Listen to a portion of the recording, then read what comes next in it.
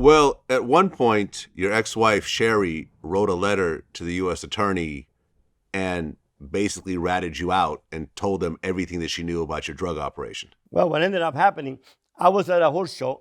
We had a big horse operation. She called me with a friend of hers, cheating on her, and she became, hell has no fury like a woman scorned, and rightfully so. But so I go to this horse show, and I bought this big customized dually that I was going to drive back, and I called the ranch, and my ranch manager's wife said to me, "Your wife has been at the office making copies all day long." So I'm like, all right, don't tell anything. So I got on an airplane. So I called her. She said, when are you coming home? I said, I'll be there in a couple of days. So I flew, and she had taken the kids to the beach. So I went to the house, and sure enough, I found this big sack of papers, and it had copies of everything. But the worst part was that she wrote a letter detailing everybody's name. Now, that was the stupidest thing in the world, because in reality, that is like an automatic death sentence. And I looked at her when she came. I threw the bag at her. I said, do you realize something? You realize that you just signed a death sentence on your mom and on you and on everybody. And if I keep this secret and sometime it ever gets out that I knew about this freaking letter, I'm dead. I said, because here's the deal. They don't give a shit that the government knows who they are. The government knows who they all are. But their theory is real simple. The dead cannot talk. And as long as you not ever have a chance to get in front of a judge, and it was, we definitely, at that time, we broke up, and we were already in Shady Rocks and separated, never united again. But it was very painful because I did not tell about it. And I lived with that it was going to come back to haunt me. Thank God that not too long after that, I decided I was going to walk away.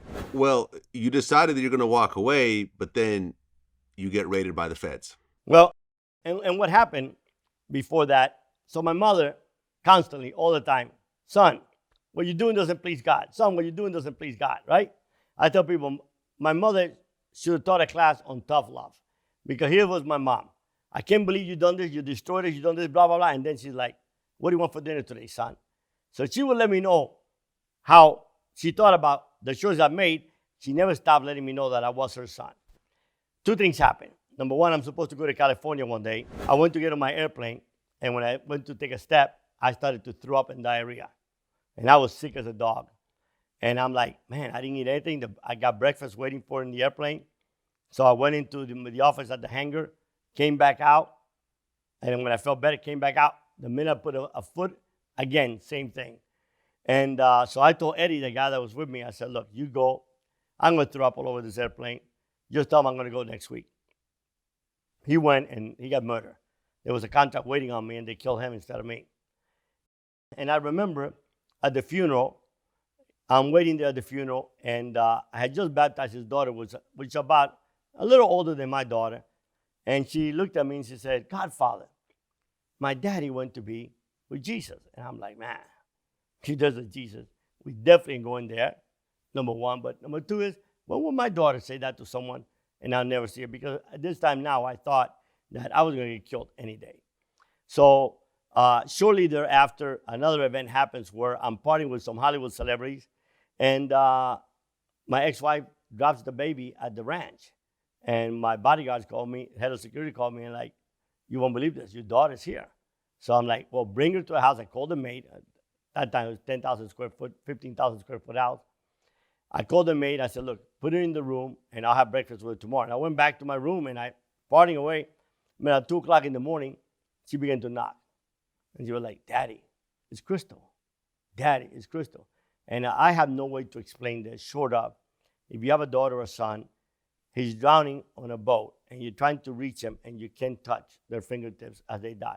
I felt so filthy. I felt so corrupt. I felt like, here's the only thing that is holy and in my life and pure, and if I open the door, I'm going to contaminate her. And I chased everyone. I told all the women to get out. They went together. I said, no, get out the window. I chased them out. I went into the shower, and for the first time in my life, a guy that they said ice went through his veins. I began to scrub the filth off of me, and I went underneath my sheets, and I started shivering. When I thought that she had stopped crying, I went by the door, and there she was crying in the floor. And I said, you know what? My life will change today. And I didn't know what that meant. I didn't know what change was. All I knew was that if I'm going north, I'm going to go south. If I'm going east, I'm going to go west. But I just can't continue like that. I had all the money in the world, all the power in the world, all the women in the world, and I was the most miserable human being in the world. I come to realize not too long ago, I wrote a letter, said, I'm a multimillionaire at the age of 23, and I'm looking for someone to kill me. And I look back at the things that I did, and that's what I was looking for, because I had this void within me that I thought, and society tells you, look, money's going to fill, power's going to fill women. Well, I'm dating the most beautiful supermodels in the world, and I'm empty. I'm devastated. My life everyone wants to be me. I look in the ceiling, and I hate my life. And I called in the morning. I called Manuel. I said, I'm done. Now, imagine the desperation of my life to make that call when I knew that I probably had a month to live. Why? Well, we really didn't have a very good retirement program in the cartel. So, again, going back to the same thing, one of the things they cannot put up with is the unknown. So they're saying to themselves, I put myself in their position, and they're like, all right, George is making $1 million for doing nothing. At this time, it had been probably a year since I seen cocaine. All I do is pay off the high contacts that I have, and then just say, send the plane or don't send the airplane. That's it. And 10 days later, I get $1 million, $2 million. And they're like, why would he walk away with that? There's no operations going on. There's no investigation going on. Something is wrong. And that's what I thought. I walked away. I moved from Miami to live in my ranch, and I had left for 3.5 years. And then I hired this guy to teach me karate. I'd done karate forever.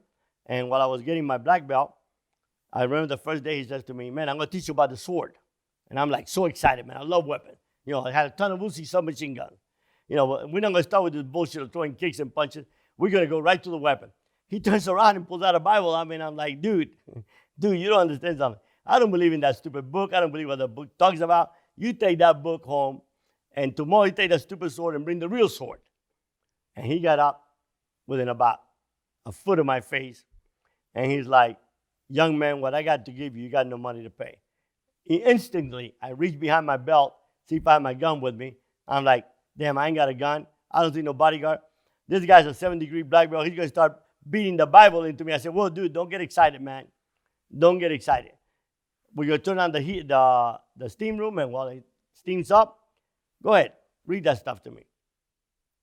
And we said, you know, what made you change your life? What did he say? I said, honestly, not a damn thing. Because the truth of the matter, I was getting over the ass whooping he had given me for 2 hours to ever think about what he was telling me. But it was something very intriguing. This guy lived in a very little world. He had a little bitty house that I would consider shack, probably 800,000 square feet. My guest house was 5,000. He had an old beat-up car. I had $1 million worth of cars in my driveway. And he had this joy and this happiness that I could not understand. And every time I would say, he's like, no, I got this intimate relationship with this guy named Jesus. I'm like, man, I don't know what you're talking about. I'm surrounded by hundreds of people, and I can't have a relationship with nobody.